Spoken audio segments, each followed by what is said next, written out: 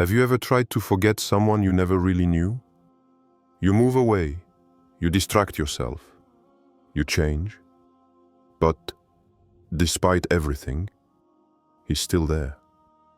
Not in your eyes, not in your gestures, in that precise corner of your heart that refuses to give up. What if this feeling wasn't a mistake to be erased, but a divine message you haven't yet understood? Stay until the end, because what you feel may not be there by chance. One, the silence that speaks.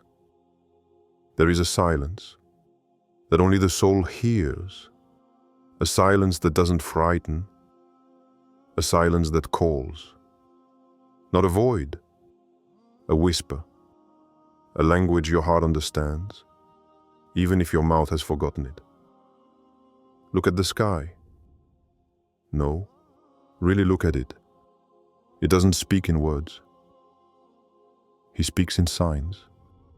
Each star that slips into the night is not a cosmic coincidence.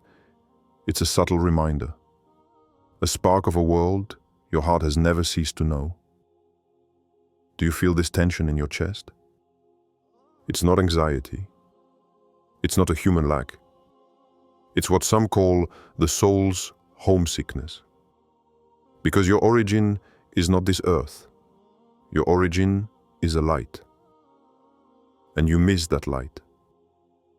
That's why you feel both surrounded and incredibly alone. Even surrounded by people, by projects, by noise. There's this emptiness that can't be explained. This emptiness that often returns when everyone falls asleep. When nothing else occupies you. When you no longer have a role to play. There, in this silence, something inside you begins to cry, without tears. You think it's nostalgia. You think it's because you've moved away. But what if it's exactly the opposite? What if this painful pang isn't a sign of distance, but proof that you're still connected? That despite your silence, despite your absence, there is a connection that hasn't been severed. He doesn't shout at you. He doesn't humiliate you. He waits. Like the sky waits for the night. This invisible thread between your soul and Allah. It doesn't break. It tightens. It vibrates. It quivers. But it stays there because it's not you who holds this thread. It's Him. And as long as He holds it, you can move away, fall, forget, run away, get lost 1,000 times. But this bond continues to beat. It continues to call you in dreams you don't understand, in tears you can't explain, in silences you can't explain. Perhaps it's not the nostalgia of a memory. Perhaps it's the beating of a meeting your soul hasn't yet experienced, but which is approaching. And in this immense sky above this sleeping city, perhaps someone is waiting for you. Someone who has never stopped watching over you, even when you yourself no longer saw yourself. 2.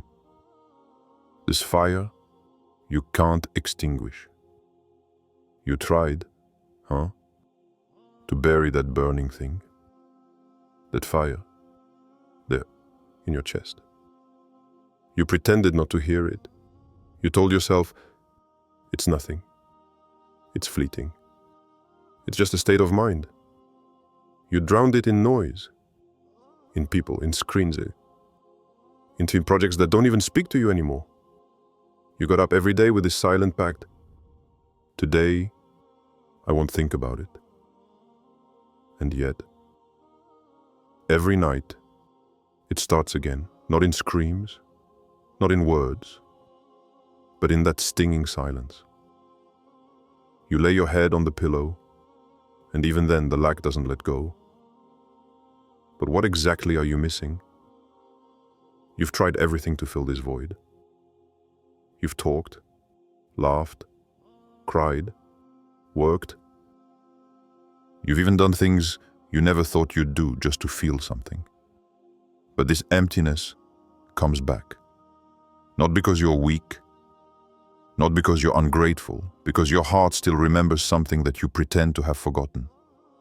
You believe this fire will go out with time. That one day, you'll be cured. That one morning, you'll wake up and it will be gone. But it doesn't go away, because it's not a wound. It's a compass. This fire you feel, this longing that tightens your stomach, it's perhaps the last part of you that's still alive, still connected to the one you think you've lost. And look at yourself. Even here, now, you're listening to these words. You say you've forgotten, but your soul has come looking for an answer. You say you've turned the page, but you're still rereading the margins. You can try to extinguish this fire, but it was lit by someone else. And he never extinguishes a fire without a reason. So the real question isn't, when does it stop? It's, why does it keep burning? And if you stay a few more minutes, maybe you'll begin to understand what he's trying to tell you. 3. The silent call. Samir had unplugged everything. Notifications turned off, apps deleted, books put away in a box he no longer opened. He said it was to clear his head, to breathe, to take a break from everything that reminded him of God. He had even started to rush his prayers, just to check the box. He had an absent heart, his gaze shifty. He wasn't angry with God, not really. He was just tired. Tired of feeling like he was searching without ever finding. Tired of waiting for answers in a silence that was becoming oppressive. And then one day, an ordinary Tuesday, on a grey subway platform, in a light rain, something happened. A selili, a scent of incense, coming out of nowhere. Not the scent of scented candles. The scent of the evenings of dhikr at his grandmother's house. The scent of Ramadan nights. The scent that said, "You belong here." A second, a flash. His heart leaped in his chest. Without knowing why, he turned his head on no one. Just a draft. And that scent, like an invisible hand placing something on him. And then, without warning, a thought, almost a whisper. "So, are you calling me again?" Samir didn't say anything. He just closed his eyes. And in that suspended second, he understood something he had never put into words. You're not the one seeking Allah. It's Allah who places reminders on your path. When you've let go of yours, not always with miracles. Sometimes just with a forgotten smell. A word in a video. A tear without a cause. Because when your soul is marked by him, even your flight becomes a return. Samir boarded the subway that day. He didn't say anything to anyone, but he knew. Something had just been rekindled, and not a blazing fire, just an ember that refused to die. 4. What if? What if? What if this feeling that won't let go, this weight in your chest, this longing that you can't explain, wasn't a burden, but a compass? What if this fire, instead of being a punishment, was a trace of his light remaining within you? You think your pain is proof that you've lost something, but what if it was actually proof that you're still connected to it? What if this feeling of abandonment wasn't abandonment, but an invitation to return, truer than ever? You thought God had turned his back on you. But look closely. Who continues to feel? Who continues to search? Do you really believe this kind of fire exists without his permission? What if this restlessness you feel was him, gently knocking on the door you no longer look at? What if your sleepless nights were actually nights of missed rendezvous with your own soul? You think you're falling, but what if this fall was just the end of a cycle? What if your fatigue, your weariness, your silent cry, weren't signs of weakness, but proof that your heart is still alive. Tell me, what if your vulnerability was the threshold? The exact point where true transformation begins? What if this moment right here, listening to these words, was your call to wake up, not to become the old you again, but to become the one your soul has always wanted to be? So what are you waiting for? Proof? What if this video was your proof? 5. The invisible code. What you feel, this fire, this inner tension, this inexplicable longing, it's not an accident. It's a system, a programmed mechanism. In tradition, we call it the fitra. Not just a natural disposition, but your spiritual DNA. Imprinted even before your birth. Before you opened your eyes to this world, there was already a thread stretched between your heart and the source. You didn't choose it, but it knows you. And this connection doesn't disappear. Even if you forget, even if you go astray, even if you temporarily shut down. The fitra, however, cannot be corrupted. It can be covered over, but never erased. And the darker life gets, the more the world screams at you to turn off, the more this internal code activates, like an emergency light, a faint signal but constant, not spectacular, not loud, but vital. All it takes is a moment, an image, a word, a sensation, and suddenly you feel something stir inside. You think it's just emotion, but it's a buried memory awakening. Not a memory of this world, a memory from before, of a meeting your soul once had with the divine. You think you're far away, but this thread is still taut. It's not you who's holding it. It's he who has never let go.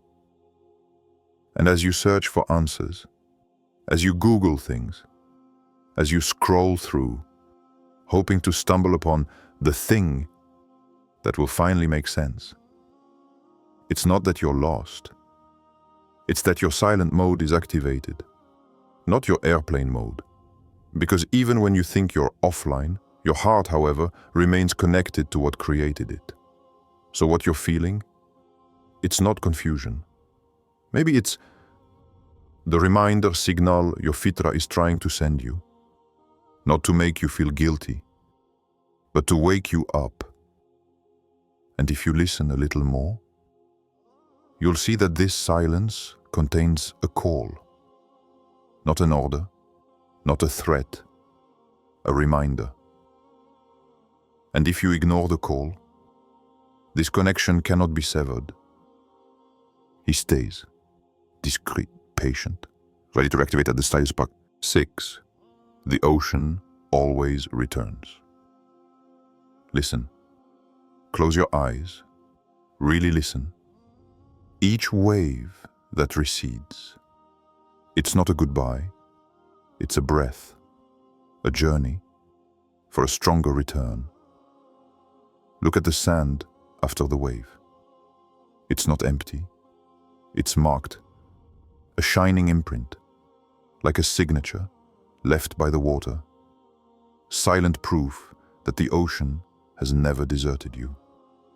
It recedes, the better to return. And you? When your faith recedes, when you feel this emptiness, when your heart becomes flat like a windless sea, it's not the end. It's a phase. An invisible trace settles within you, discreet, but real, like the soul on your lips when you walk near the waves. You don't see it, but you feel it. Proof that you're getting closer. And that bitter taste, it's not a punishment.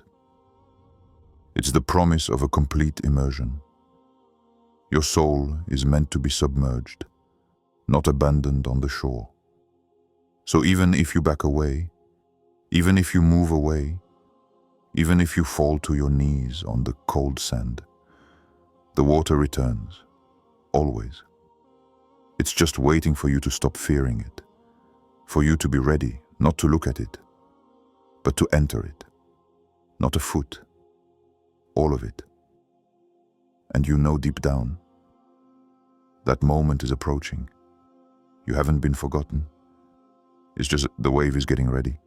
The wave is 7. The invisible threshold. Close your eyes now, just for a moment. Get away from the noise, from the mind, from the questions that keep going round and round. There's a place, not in your head, lower down, there, in the exact center of your chest. You know which one.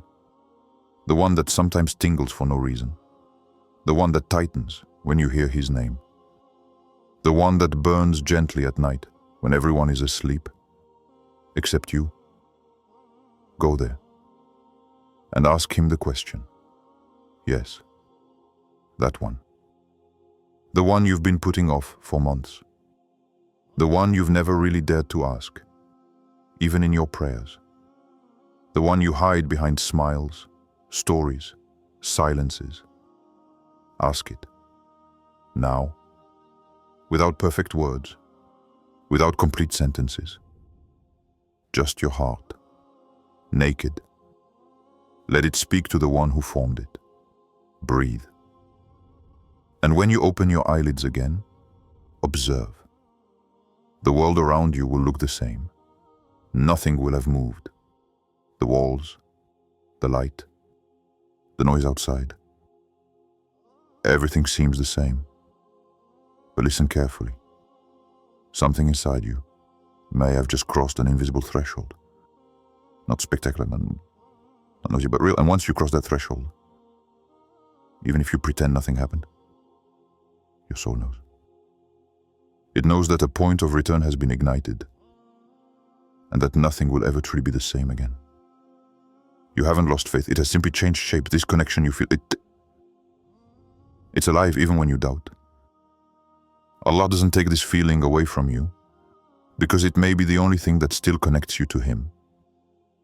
So now, ask yourself a real question. What if it's your time to come back? Not to change everything, just to try again. If this message touched you, share it. Someone you love may need it. And subscribe. Because the journey to Allah often begins with a single video.